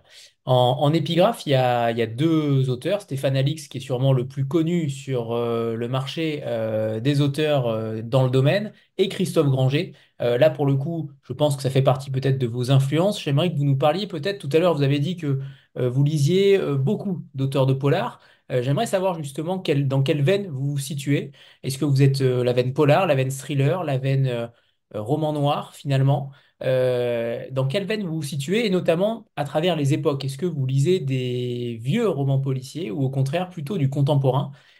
J'aimerais savoir où vous en êtes par rapport à ces influences-là. Et notamment les influences culturelles, peut-être au sens plus large que la littérature. Alors non, il y a beaucoup, quoi, il y a eu beaucoup d'évolutions dans ma vie de lectrice. En fait, j'ai commencé vraiment à aimer lire en découvrant le genre polar. Voilà. Donc, avant, je n'étais pas du tout une lectrice assidue. À partir du moment où j'ai commencé à découvrir le genre polar, je suis devenue une grande lectrice de ce genre. J'ai commencé par les classiques, comme beaucoup d'entre nous, peut-être Maïnnis Clark, Agatha Christie, qui en effet sont vraiment dans l'enquête pure. Après, aujourd'hui, j'ai complètement un peu changé ma façon de lire. Pourquoi? C'est très simple. En fait, je vais dans de nombreux salons. Dans de nombreux salons, je suis aussi lectrice, hein. Je rencontre beaucoup d'auteurs et d'autrices de polar. Et aujourd'hui, je suis bluffée par justement la multitude d'auteurs français et d'autrices, hein, j'inclus hommes et femmes, français qui écrivent du polar et qui écrivent sur un roman noir, thriller psychologique. Enfin, je trouve qu'il y a vraiment une richesse aujourd'hui en France d'auteurs très différents et très riches. Et donc maintenant, je ne lis que du roman français noir. En fait, je lis les gens que je rencontre en salon qui me donnent envie de lire.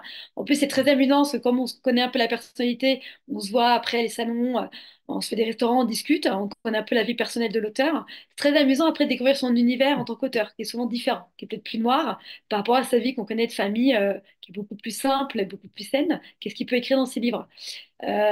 Après, aujourd'hui, j'aurais du mal à me mettre dans une catégorie parce que je trouve que mon style change. Mes premiers romans étaient vraiment romans policiers purs. Donc, il y avait un meurtre, une enquête, on suivait un groupe de la crime et on suivait vraiment l'enquête étape par étape. Je me suis un peu lassée de ça. Je pense que j'avais besoin d'autre chose. Sortir un peu de ce schéma. J'avais peut-être peur aussi de lasser mon lectorat. Et par exemple, quand tu ouvriras les yeux, pour moi, est à part. Pour moi, c'est vraiment un thriller psychologique. Euh, le mort a très peu d'importance. Les enquêteurs sont pratiquement inexistants. Euh, donc voilà, Comment te croire est un peu différent aussi. Le prochain sera aussi différent. Donc en fait, aujourd'hui, je ne suis pas, je ne, comment dire, je me trouve pas cataloguée Voilà, on va pas dire Petroni Rostagna, on va dire c'est du noir. Il y a toujours une enquête derrière. Il y a côté polar. Mais je peux surprendre, je peux moi-même partir dans des chemins un peu différents. En fait, j'ai envie de me faire plaisir. Donc quand je commence un nouveau roman, j'ai envie de me faire plaisir selon l'envie du moment et je me permets tout. Mais ça reste quand même noir. mieux vaut en effet se renouveler vu la diversité des auteurs et la profusion des auteurs, clairement. Nadège avait une question notamment sur le temps en moyenne d'écriture finalement du premier jet.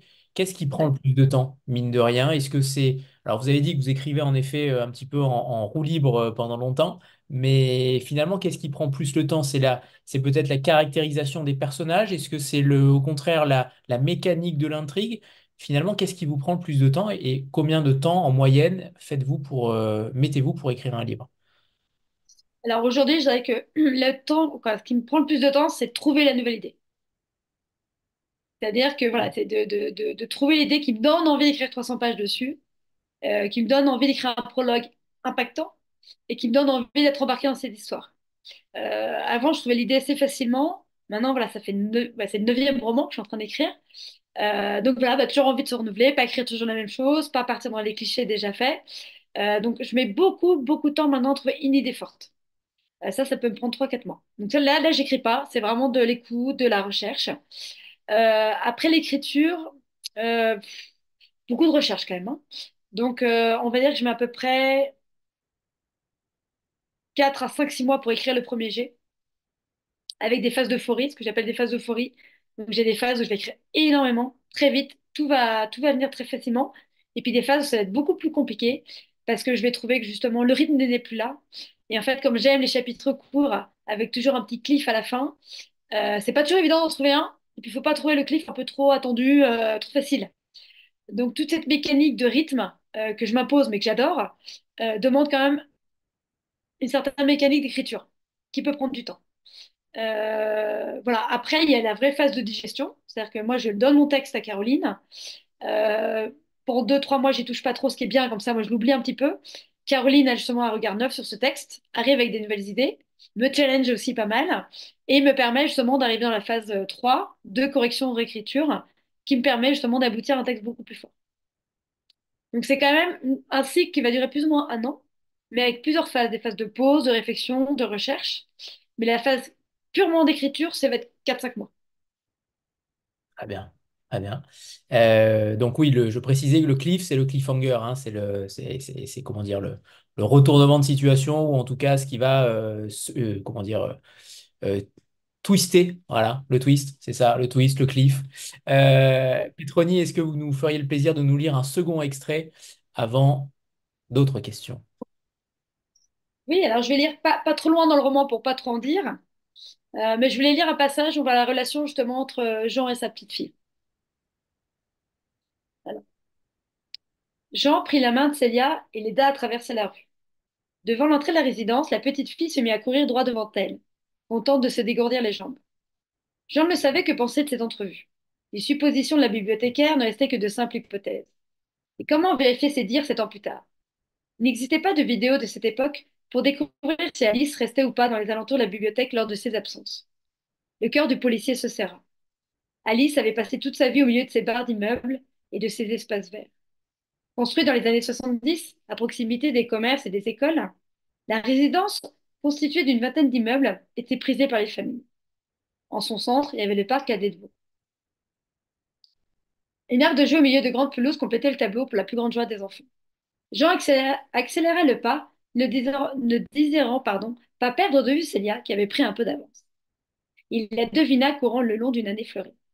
Elle passa devant l'entrée du parc sans y prêter la moindre attention et continua sur sa lancée. Il l'interpella pour lui indiquer le bon chemin, mais sa voix ne devait pas porter assez loin. Il la rejoignit à petite foulée. Essoufflé, Jean retrouva Célia assise sur un muret, le visage tourné vers les rayons du soleil. Arrivé à sa hauteur, il s'installa près d'elle, il imita, heureux de cette pose ensoleillée. Ah, tu ne t'enfuis plus, hein? Je suis trop vieux maintenant pour marcher aussi vite que toi, s'amusa-t-il. La petite fille ne répondit pas et leva la tête vers l'immeuble à 10 étages qui lui faisait face. Avec son doigt, elle compta les balcons jusqu'au numéro 9. Jean, curieux, suivit son manège. Sa bonne humeur s'évanouit. Il réalisa qu'il se tenait en face du bâtiment où la famille Bastide avait vécu une vingtaine d'années avant de déménager après le drame qui l'avait touché de plein fouet. Fait troublant, l'appartement d'Alice se situait justement au 9e étage. Perdu, il se tourna vers Célia. Un voile de tristesse passa furtivement dans son regard. C'est là que vivait la grande fille? Demanda-t-elle d'une voix douce. Jean, éberlué, ne savait quelle attitude adopter. Sa petite fille répondit à sa question avant qu'il ne la formule. Ah, je suis allée dans ta chambre, grand-père.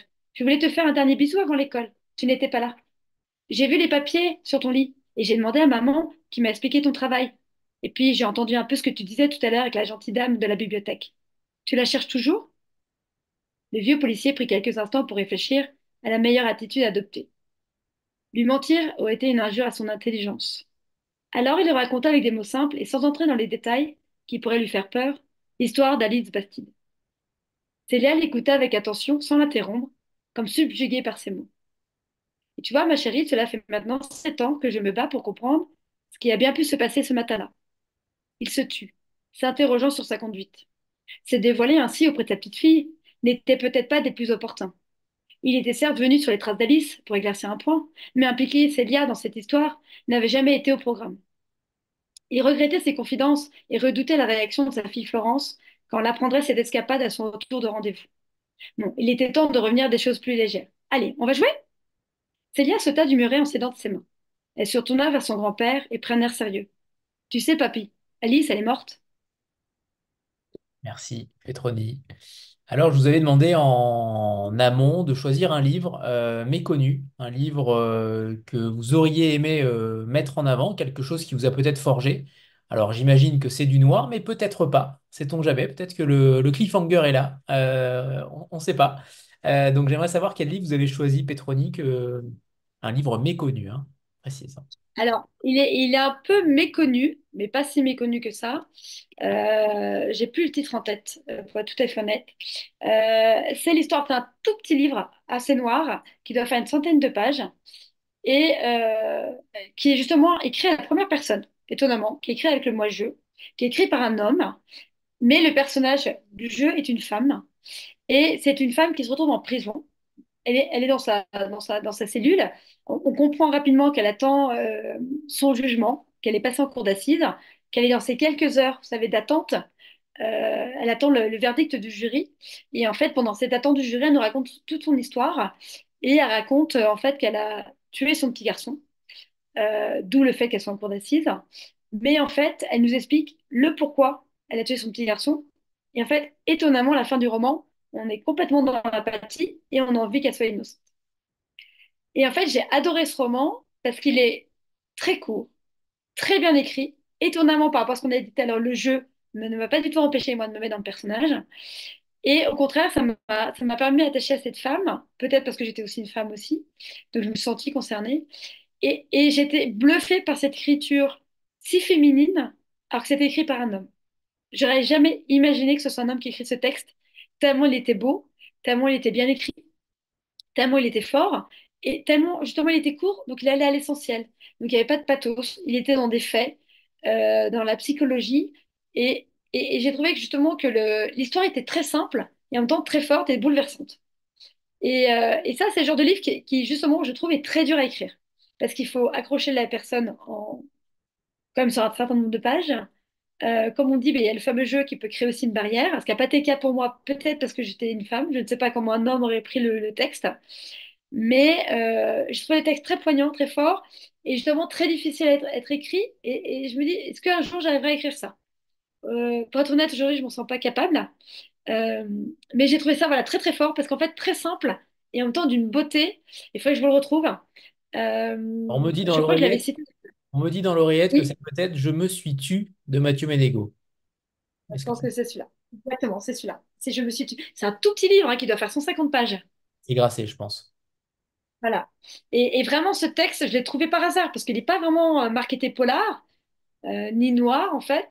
Et je me demande si c'était pas un cadeau. Et franchement, je le conseille à tout le monde de le lire parce qu'il est extrêmement fort. Vraiment sur la psychologie. Euh, mais c'est vrai qu'aujourd'hui, voilà, c'est ce genre d'écriture. Peut-être qu'un jour j'y arriverai, mais j'y suis pas encore. C'est là où je me dis que j'ai encore beaucoup de choses à apprendre. Et c'est ça qui est passionnant dans ce métier, justement, c'est qu'on a encore plein de choses à faire, plein de marges de progression. Donc voilà, donc c'est passionnant. Très bien, mais on a réussi à Et trouver. merci d'avoir retrouvé le titre. Tout le mérite en revient à Virginia. Alors, Merci. J'aimerais, puisque tout à l'heure on a parlé de la différence entre romance, thriller, parce qu'en effet il y a quand même une porosité qui est là, clairement. Votre livre il s'inscrit dans aucune case, c'est évident. J'aimerais savoir comment vous voyez le monde en 2074, dans 50 ans, dans le sens où dans le thriller, dans le monde du thriller, il y a souvent simplement une enquête ou quelque chose, un crime en tout cas, des corps qui sont retrouvés, mais finalement, en filigrane, il y a quand même beaucoup de choses de notre société qui émergent, et c'est peut-être le seul genre qui arrive à avancer masqué sous une cape, mais en essayant à chaque fois de trouver des thématiques sociétales qui nous permettent de mieux voir, ou en tout cas d'envisager le monde de manière différente. Comment un auteur, une autrice de thriller, de polar voit le monde en 2074, elle qui écrit, vous qui écrivez des choses parfois horribles. Justement, est-ce que vous avez une vision noire finalement de l'avenir, ou au contraire, c'est une manière de vous cacher derrière le monde que vous trouvez fabuleux? Il y a beaucoup de questions dans une question là. Alors, globalement, déjà sur la vision du monde, euh, moi, ce que j'aime dans le polar, c'est que justement, c'est pas ma vie. C'est-à-dire que ça n'a rien à voir avec mon quotidien. Voilà, moi, j'ai une famille très simple, 3 enfants à la maison, toujours le même mari depuis 20 ans et ça se passe très bien.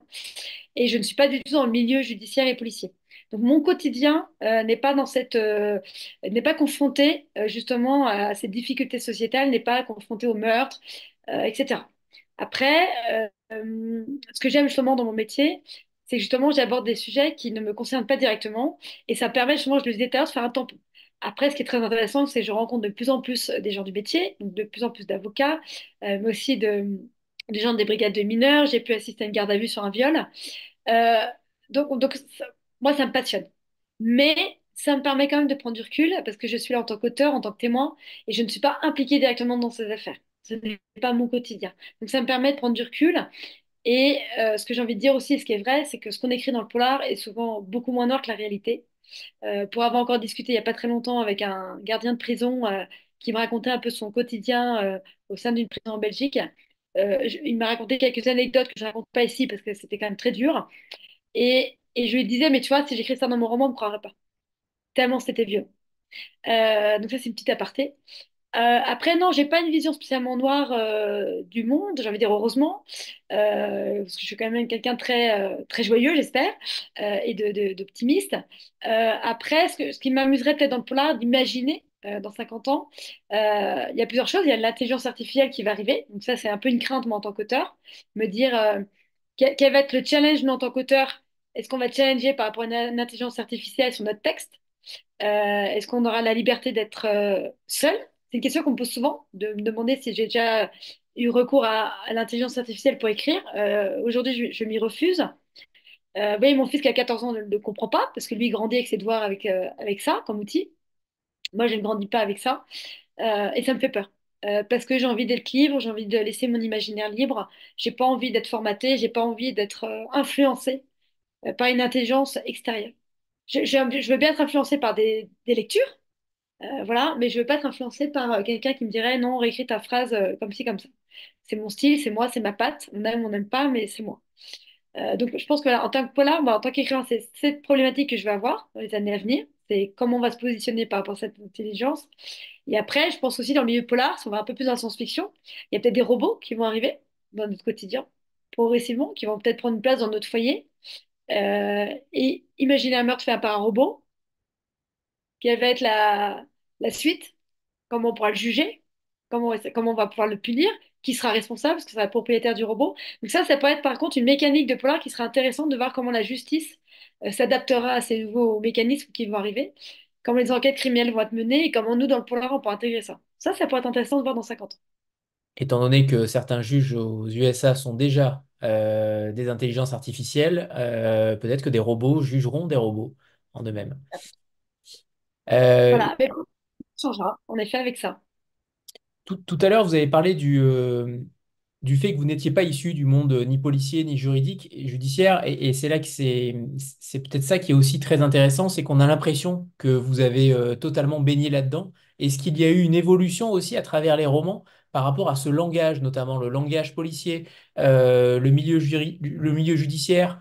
Il n'y a pas de faute dans le milieu judiciaire, j'ai vérifié. Il y a zéro faute de procédure et ça, c'est pas toujours le cas. Donc déjà, merci pour cette précision et cette précision juridique. Mais pour le coup, j'aimerais savoir comment vous avez évolué par rapport à ce langage, parce que c'est un langage particulier qui peut très vite tomber dans le cliché, qui peut très vite tomber dans le facile, dans le pathos. Et pour le coup, vous n'y tombez jamais. J'aimerais avoir aussi votre opinion par rapport à ça, vous qui n'êtes pas issu de ce milieu-là. Ce qui est plutôt rare d'ailleurs aujourd'hui, hein, dans le monde contemporain, beaucoup d'auteurs sont quand même issus, soit policiers, soit juges ou avocats, mais c'est plutôt rare. Alors, justement, comme je disais tout à l'heure, moi, j'aime que mes romans soient très réalistes et très vrais. Donc, quand j'ai écrit Pauline Carrel, ça a été un vrai challenge parce que c'est vraiment une avocate pénaliste en cour d'assises et elle est vraiment au cœur de 3 livres. Donc, ça a été énormément de recherches pour justement, je ne voulais surtout pas faire de fautes juridiques. Donc, dès que j'avais comment dire, une impasse, j'avais quand même des amis avocats qui gentiment me venaient à la rescousse pour me donner des astuces juridiques pour passer outre quand j'avais un problème dans mon histoire. Après, bon, Pauline a été hyper jouissive d'écrire parce qu'elle est complètement anticonformiste, carriériste, elle casse tous les codes. Donc, je me suis permis quand même une certaine liberté avec elle. Après, je pense que justement, je rentre pas dans le pathos parce que justement, ce n'est pas mon vocabulaire au quotidien. Je pense qu'en effet, que quand on est flic, et par exemple, je vois très bien des anciens policiers de la brigade criminelle qui ont écrit des livres, alors eux, c'est bourré, mais ce qui est normal, c'est bourré justement de vocabulaire qu'on emploie dans le milieu hein, des flics et qui n'est pas le vocabulaire des communs des mortels. Ce qui fait que moi, j'en mets 2 ou 3 pour voilà, faire des petits coucous, mais justement, j'en mets pas trop parce qu'il faut que ça parle au lecteur et qu'en fait, c'est pas moi. Donc ça ne me représenterait pas. Et donc je pense que ça me permet justement d'avoir cet équilibre du texte, de ne pas rentrer justement trop dans le cliché, parce qu'en fait ce n'est pas mon quotidien. Par contre, c'est vrai que ça demande énormément de temps pour pas écrire de bêtises. Mais moi, je trouve ça passionnant parce qu'en fait, j'apprends énormément de choses justement en écrivant du polar. J'apprends plein de choses et c'est vrai qu'en plus, le système juridique change beaucoup dans les gardes à vue. Donc là, je sais que je vais écrire une scène de garde à vue, je vais prendre des heures avant pour savoir quand est-ce qu'intervient l'avocat, qu'est-ce qu'il a le droit de dire, quand est-ce qu'il a le droit de parler. Tout ça, ça me passionne. Et c'est seulement après des heures de recherche que je vais me permettre d'écrire. Et ce qui est temps un peu frustrant, c'est que vous pouvez avoir 5 heures de recherche pour écrire 10 lignes. Mais bon, c'est comme ça. C'est les aléas du métier. Mais en tout cas, ce que vous me dites, ça me fait très plaisir parce que si vous avez fouillé et que vous n'avez pas trouvé la petite bête, On ne pas trouvé. ouf, ouf, ouf, ouf. Et étant donné que je suis professeur de droit, en effet, c'était beaucoup plus facile Oui, pour moi. Voilà, c'était plus facile. d'accord, Euh, d'accord. J'aimerais que vous nous parliez aussi de, comment dire, j'ai perdu ma question, ça y est. Ouais, perdu. Euh, je ne sais plus, ça y est. Non, ma question était si. Ma question était sur finalement cette relation grand-père, petite fille. Cette relation-là, elle est extrêmement forte, elle est extrêmement fouillée finalement. Est-ce que vous vous êtes senti un petit peu plus proche d'un des personnages? Est-ce qu'il y a un personnage qui finalement vous continue de vous accompagner au-delà de l'écriture? Est-ce que vous continuez à habiter ces personnages-là et leurs relations potentiellement? Est-ce que vous avez aussi, comment dire, par déviance peut-être, le mot est un peu fort, mais par déviance, eu aussi des terreurs nocturnes? Est-ce que il y a eu un petit peu de ces liens en vous après l'écriture du livre, de manière consciente ou inconsciente, mais est-ce qu'il y a eu un impact finalement sur vous quand on écrit un tel livre sur de tels sujets? Alors, comment dire, c'est une vraie psychanalyse, hein, cette question. Alors, en fait, pour être franc, c'est vrai que Comment te croire, on va dire que c'est vraiment un livre très personnel, comme je disais tout à l'heure. Donc, il y a eu le deuil de ma maman. Donc, en effet, il y a toute cette relation et toute la maladie de Jean qui, au final, pour moi, a été facile d'écrire parce que je l'ai vécu à travers ma maman. Donc, tout, justement, tous ces problèmes de morphine, comment il vivait tous ces effets secondaires. Euh, donc, je pense que c'était une manière pour moi voilà, il fallait que ça sorte. C'était pas pour moi un exutoire. Après, les terrains nocturnes, c'est venu plutôt de mon garçon. J'ai un fils qui s'appelle Augustin qui n'est pas au point de Célia, mais je me suis souvent posé la question, parce qu'il fait énormément de cauchemars, souvent récurrents.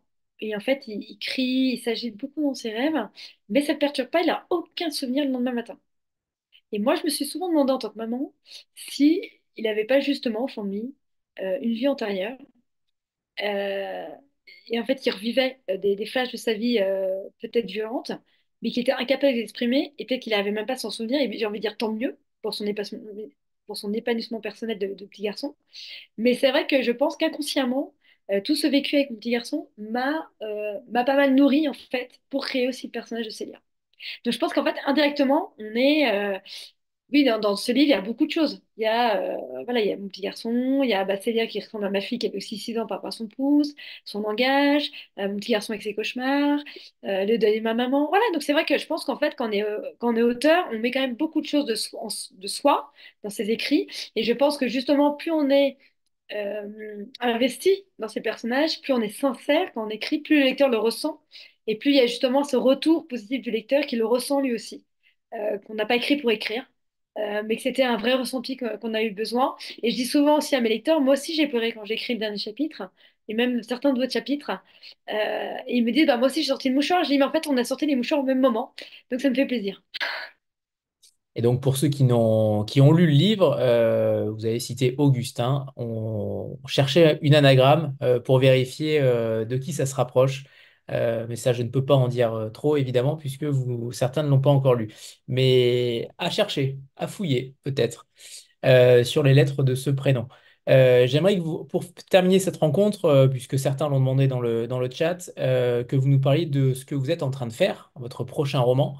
Certains ont demandé une exclusivité, certains ont demandé une petite piste, et ce n'est pas une commande de l'éditrice, ce n'est pas une commande de Caroline qui ne sait peut-être pas, en principe, les Non, c'est éditeurs. pour passer un peu à l'idée. Alors, je vais sûrement vous donner les premiers chapitres. L'idée des premiers chapitres, je suis en plein dedans. On va découvrir Jérémy, on va changer de personnage, on va découvrir Jérémy qui est infirmier à l'hôpital Lariboisière à Paris. Et Jérémy, bah, est veuf, il a perdu sa femme et sa fille dans un accident de voiture. Donc il ne vit que pour son travail, il est complètement dépressif. Et on va dire que son travail d'infirmier aux urgences lui permet de tenir le coup. Et un matin, un soir, alors qu'il est à l'hôpital, il est en train de fumer sa cigarette dehors, il fait sa pause, hein, ça fait 5 heures qu'il bosse, il est fatigué, il est 1 heure du matin. Et il y a une voiture qui arrive, avec un comportement un peu particulier. Donc il pense que c'est un chauffeur ivre. Et en fait, là, il y a une femme qui sort en état de stress absolu et qui dit, on a tiré sur mes enfants, on a tiré sur mes enfants. Donc il se détache de cette femme, il ouvre la portière passagère. Il y a 2 enfants qui ont pris des balles, qui gisent dans leur sang. Et il en prend un pour essayer de le sauver. Et le petit garçon meurt quelques temps plus tard dans ses bras en salle d'opération. Et Jérémy est complètement bousculé, hein, par ce choc, hein, par ce qu'il vient de vivre aux urgences. Et donc, pour se remonter le moral, il décide d'aller voir l'autre petit enfant qui, elle, au contraire, a été sauvée par une autre équipe à côté, en parallèle. Et en fait, quand il rentre dans la chambre de cette petite fille, il a l'impression de retrouver sa fille, 5 ans plus tard. Trait pour trait, sa petite fille. Et il va décider de mener une enquête. Il y a de sacrées ressemblances avec Comment te croire, quand on a lu Comment te croire. Le veuf. Ah oui, mais non. En fait, non. Ah, Non, mais oui, mais non. En fait, vous allez voir, il y a quand même beaucoup de choses qui vont changer. Parce que là, je suis quand même à 150 pages. Et non, non, l'histoire est complètement différente. très bien, très bien. Et ça a vraiment plus entré dans l'enquête policière. Parce qu'en fait, alors pour ceux qui me connaissent bien, je vais remettre Alexandre Laroche, euh, qui avait un peu disparu, qui est une de mes premières héroïnes et qui était réclamée par mes lecteurs. Donc Alexandre Laroche revient avec son équipe de la crime. Donc je vais repartir quand même dans du vrai policier, mais tout en ayant quand même une enquête parallèle par ce fameux Jérémy, mais je retourne quand même dans le policier. Parfait. On en a assez. Et on a hâte de savoir, enfin, vous aussi, vous avez hâte de savoir ce qui va se passer ensuite. Parce que je ne sais pas encore. Quoi, j'ai quand même pas mal avancé, mais voilà. Super, super. Alors, il y a une question de Raphaël. Je suis lecteur et pour ce livre, j'ai été auditeur puisque je l'ai écouté avec Audible et l'émotion est très bien passée et même de manière très intense. L'interprète Alexandra May le fait très bien. Avez-vous eu le choix de cet interprète? Alors pour ma part, non. Ah, J'ai pas eu le choix de l'interprète. J'ai appris la nouvelle par Caroline que mon livre sortirait en livre audio. Mais le livre était déjà, je crois, enregistré quand j'ai appris cette bonne nouvelle. Ouais. Mais bon, les Et en, retours sont plutôt positifs. Donc, et en effet, et c'est Marion qui est notre responsable digital qui a eu le choix entre deux voix et qui d'elle-même en fait a choisi, même moi, j'ai pas entendu les voix. Parfois ça nous arrive et là ça n'a pas été le cas en disant c'était une évidence. en fait, voilà, de choisir cet interprète et pas l'autre. Donc voilà, c'est Marion, en effet, qui a choisi et qui apparemment a fait le bon choix, en effet. Moi, quand je l'ai entendu aussi, j'ai trouvé que ça avait... Mais je l'ai entendu après, pareil, une fois que ça avait été enregistré. Et les voix lui sont soumises. Et parfois, il y a plusieurs choix, parfois deux, trois. Et là, c'était deux. Et voilà, c'était évident. Parfait. Mais oui, c'est un métier. C'est un métier différent, mais qui donne les mêmes émotions apparemment, comme le dit Raphaël. Donc ça, c'est aussi intéressant de voir qu'un texte vit par d'autres moyens, par d'autres canaux. Et on a parlé de dynamisme, on a parlé de vivacité. Et là, pour le coup, c'est aussi quelque chose d'audible et de fort belle manière. Euh, et Nadège qui remercie, qui a lu tous ses romans, qui a lu tous vos romans et qui est fan de votre écriture fluide, tellement agréable à lire. Quel talent! Voilà, et ben on va finir sur ces mots, sur ces compliments. Merci Nalo. Merci infiniment à toutes les deux et à Chloé qui est là. Chloé, je ne sais pas si elle est toujours là, mais merci Chloé, merci Pétronie et Caroline. On vous souhaite le meilleur et à une prochaine fois peut-être pour une autre interview. Ce roman, Comment te croire aux éditions donc HarperCollins. Et longue vie à vous et à ce roman, à Comment te croire. Merci à tous. Merci beaucoup.